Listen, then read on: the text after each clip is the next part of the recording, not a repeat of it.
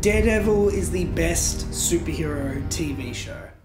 Marvel's Netflix shows have not been the best. Some of them are horrendous at worst and passable at best. However, one show that has remained brilliant since the get-go, the man without fear, Daredevil himself. Daredevil was a Netflix series that oozed of originality, style, and superb storytelling. With the show's third season around the corner, what better time to sit down and discuss just how Daredevil is the perfect superhero show.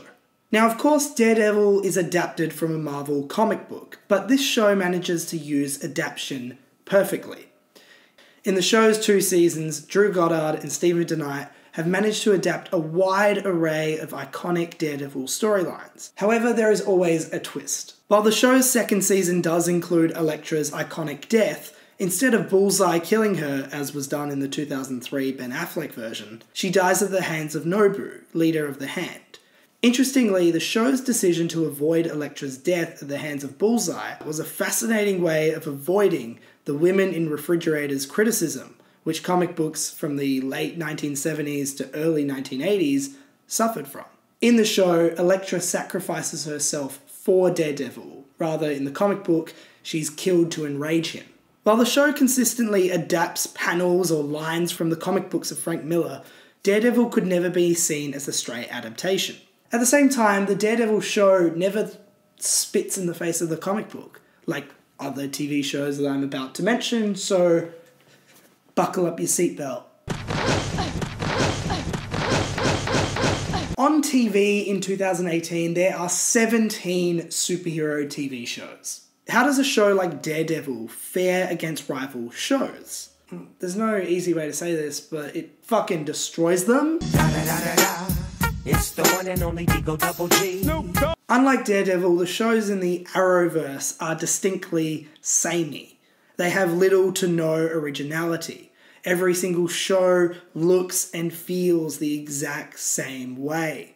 Hell, they sometimes recycle the exact same storylines and lines, and not in a way that feels at all like a parallel or reference. It's just them forgetting they already did this. Contrast that with Daredevil, a show which started as a series about a blind lawyer taking down a kingpin, and concluded with a fucking ninja fight on a New York City rooftop. The people claiming that the Marvel Cinematic Universe all feels the same and boring obviously have not watched more than one episode of the CW universe. I'm not over the CW shows, so let's keep going. There is a sequence in the first episode of Arrow's 6th season, and it is an attempt at a 360 shot. James Bamford, man, I feel for you, but this ain't it. The sequence tries its absolute hardest to look and sound edgy and cool, but the acting and weird framing puts the whole scenario in meme territory. Careful, let's go. You should be on the plane. I'm not taking refuge from 100 pounds without you. It's more like 250. Go. Now compare that to a sequence in episode 5 of Daredevil's first season. This is a beautifully crafted and elegantly choreographed fight sequence, which places the camera inside a taxi.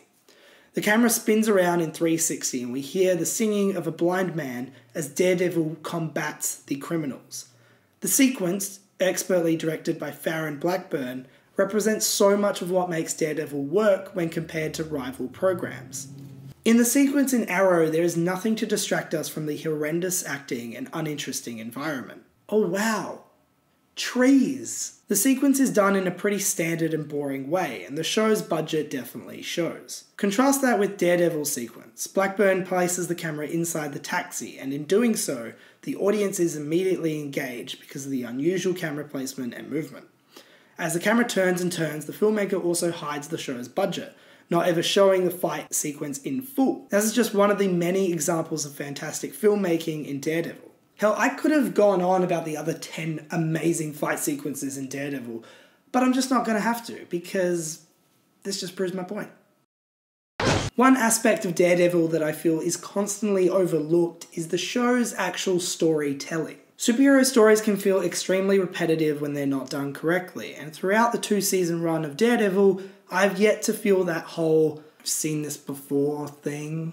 Which, believe me, the more superhero shit we get, the more apparent that is becoming. Unlike shows like Arrow or The Flash, Daredevil's grounded nature significantly enhances the program. Street-level crime keeps the show feeling fresh and unique. In fact, the show's at its worst when it tries to bring mythological, superhero-level shit in. In the show's first season, the big bad was Wilson Fisk / the Kingpin, an incredibly complex character who, for the sake of utter simplicity, was a crime boss. You would never see a Marvel film with a villain who was just a crime boss. He would have to have some mythological layer to him. He's not just a crime boss. And that's what Kingpin is. And that's a level of unique and originality that Daredevil has that other superhero shows and movies don't. Daredevil excels in low stakes, as it allows the storytellers to do their job. Daredevil doesn't have to react to the movies like shows like Agents of S.H.I.E.L.D. or Cloak and Dagger or The Runaways or some shit.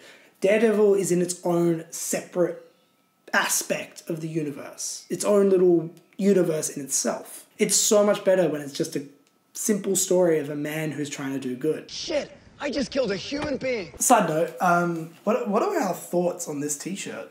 I bought it just for this video, so, you know, let me know in the comment section below if you rate this t-shirt.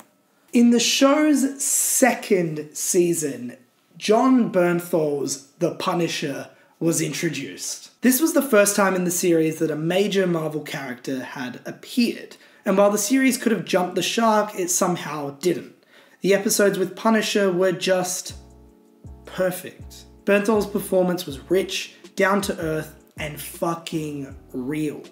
In the middle of my right goddamn mind, and any scumbag, any lowlife, any maggot piece of shit that I put down, I did it because I liked it. Hell, I loved it. Every scene with Punisher furthered the storytelling ability of the show. The scene that, for me, perfected the show was found in episode 4. Here we see Castle, a man who is a ball of rage, a character that the audience has seen dismantle and cripple thugs and criminals. Here we see him cry. As Castle delivers a soul-crushing monologue, the camera constantly shows Daredevil's reaction to this. The character who initially wanted to battle Castle is smiling and invested in his story. When Frank concludes his monologue, eagle-eyed viewers will notice a tear streaming down Daredevil's face. Meat was spilling out of her red. The place where her face used to be.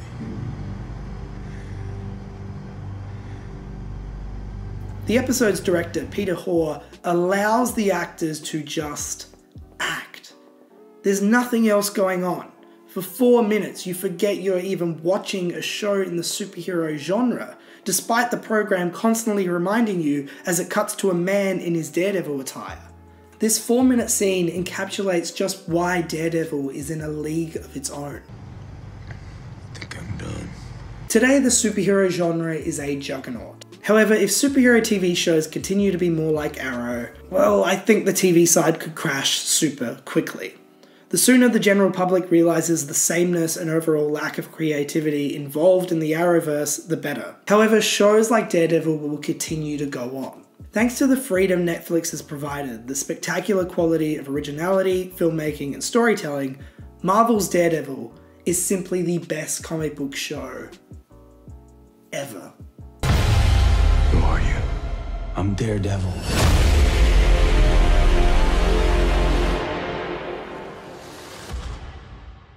So thank you very much for watching this week's video. I am, of course, that Robbie. I hope you enjoyed this. I recently did a live stream spoiler review sort of thing for Venom, and you can check that out down below. I'm also doing a awesome new music video, so I'm very excited to share that. If it's not up now, it will be soon. You could also check that there or there. So thank you very much for watching this week's video. I am that Robbie. I am not Daredevil. And I will see you guys very, very soon with a video on, I don't know.